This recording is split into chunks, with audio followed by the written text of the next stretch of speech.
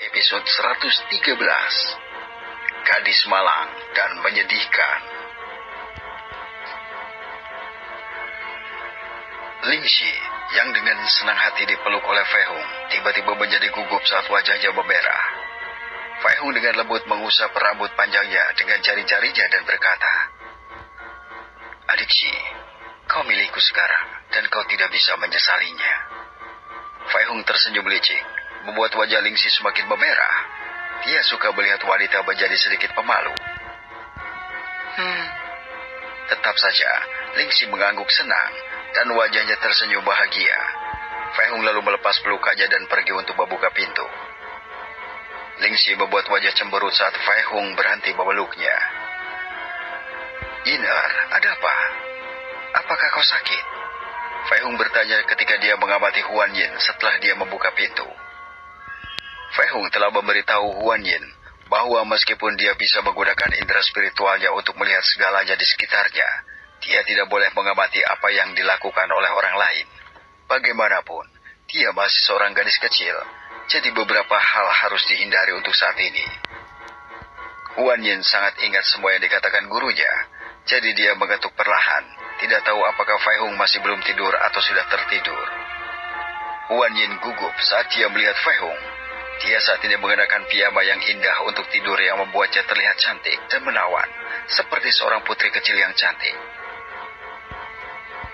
"Guru, bisakah aku tidur denganmu?" Huan Yin bertanya dengan gugup. Fei Hung mengangguk lalu menggendongnya. Huan Yin tidak menolak dan menunjukkan senyum lebar dan bahagia. Sepertinya Fei Hung tidak bisa lagi berkultivasi malam ini. "Kakak, apa yang kau lakukan di sini?" Huan Yin terkejut saat melihat Lingxi di dalam kamar. Mata kecilnya menggemaskan melihat Lingxi dengan tatapan misterius. Wajah Lingxi sekarang benar-benar merah, ditatap oleh seorang gadis kecil masih membuatnya sedikit malu. "Kami sedang berbicara. Adik Xi, apakah kau ingin tidur dengan kami?" Fei Hung bertanya pada Lingxi saat dia berjalan ke tempat tidur dengan Huan Yin di pelukannya. Lingxi tidak tahan menahan perasaan malu, jadi dia berlari keluar kamar, meninggalkan Huan Yin yang bingung dan Fei Hung yang tertawa. "Baiklah nak, sekarang tidurlah. Kau harus istirahat dengan benar." Fei Hung mengatur Huan Yin di satu sisi tempat tidurnya, sementara dia berbalik dan duduk di sisi lain. "Guru," bisik Huan Yin mencengkeram tangannya sendiri dengan gugup. Fei Hung membuka matanya dan melihat wajah Huan Yin sambil tersenyum. Fei Hung telah melihat wajah seperti ini sebelumnya ketika murid gadis kecilnya takut dan tidak bisa beristirahat ketika mereka masih sangat kecil. Bahkan pada usia yang sama dengan Huan Yin, muridnya dulu juga masih meringkuk di sampingnya untuk tidur. Fei Hung hanya bisa membiarkan mereka melakukan apa yang mereka inginkan, sampai beberapa tahun sebelum dia memaksa mereka untuk tidur di kamar masing-masing. Dia tahu apa yang dirasakan Huan Yin. "Ayo, gadis kecil." Fei Hung mengangkat lengan kanannya bersama dengan selimut, meninggalkan celah untuk Huan Yin agar mendekat. Huan Yin tersenyum dan dengan cepat meringkuk di sebelah Fei Hung, mencoba memeluk dadanya saat dia menjatuhkan kepalanya di lengan kiri Fei Hung, menggunakannya sebagai bantal. Huan Yin tersenyum senang. "Apakah kau takut?" Fei Hung bertanya dengan lembut. Huan Yin mengangguk, memeluk gurunya lebih erat, matanya boleh tertutup. Fei Hung membelai rambutnya dengan lembut.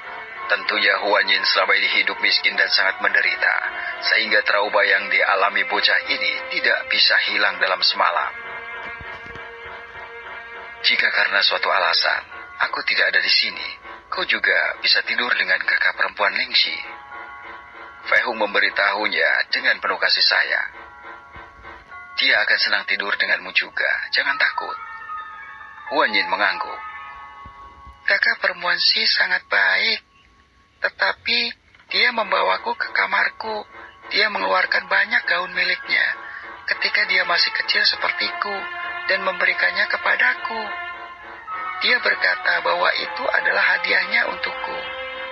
Dia bahkan menunjukkan kepadaku banyak hal, seperti mainan dan benda-benda lain, dan mengatakan kepadaku, bahwa jika aku menyukai beberapa dari mereka, aku dapat mengambilnya, dan dia akan memberikannya kepadaku. Fei Hung mengangkat alisnya ketika dia mendengar ini. Tampaknya Ling Si sangat menyukai si kecil Huan Yin. Apakah kau ingat orang tuamu? Apakah kau merindukan mereka? Aku tidak ingat mereka, tapi orang yang sangat besar dariku sebelum mereka meninggal memberitahuku bahwa orang tuaku sangat mencintaiku, dan itulah mengapa mereka memberikan hidup mereka untukku. Huan Yin menjawab setelah beberapa saat. Aku selalu tidur sendirian di luar di sebuah rumah kayu kecil, sambil merasa kedinginan dan berusaha menutupi diriku dengan apapun yang bisa kutemukan. Huan Yin bergumam lemah, mengingat bagaimana dia menjalani hidupnya selama yang dia ingat. Tapi sekarang, aku merasa hangat dan senang tidur dengan guru. Fei Hung tidak bisa menahan diri untuk tidak memeluknya lebih erat. Gadis yang malang dan menyedihkan, gumam Fei Hung. Yin-er, kau tidak perlu melalui hal itu lagi, mengerti? Jika ada yang ingin menyakiti Yin-erku, mereka harus berurusan denganku. Aku tidak akan membiarkan siapapun menyakitimu. Kita adalah keluarga sekarang. Jadi, sesama keluarga harus menjaga dan saling melindungi. Aku akan menjagamu dan melindungimu selamanya. Aku berjanji padamu. Fei Hung memberinya ciuman lembut di dahi gadis kecil Huan Yin.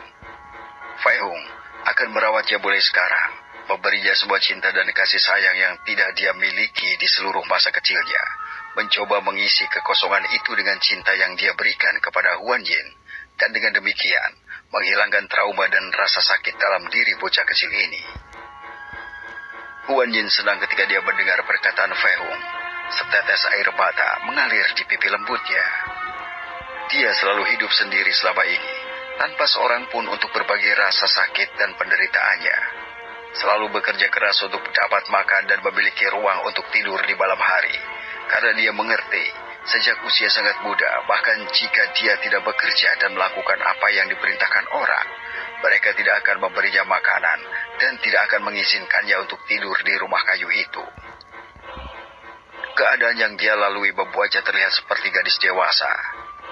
Meskipun Fei Hung sekarang adalah gurunya, Fei Hung juga seperti kakak laki-laki baginya, seperti seorang ayah yang selalu dia inginkan.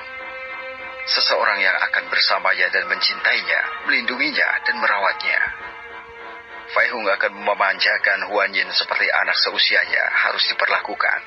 Dengan cinta dan kasih sayang, membuatnya bahagia seperti anak kecil di masa kecilnya. Guru, aku akan menjadi lebih kuat, sehingga aku bisa melindungimu juga. Huan Yin mengangkat wajahnya yang seperti salju, dan membuka matanya yang cerah saat dia melihat Fei Hung.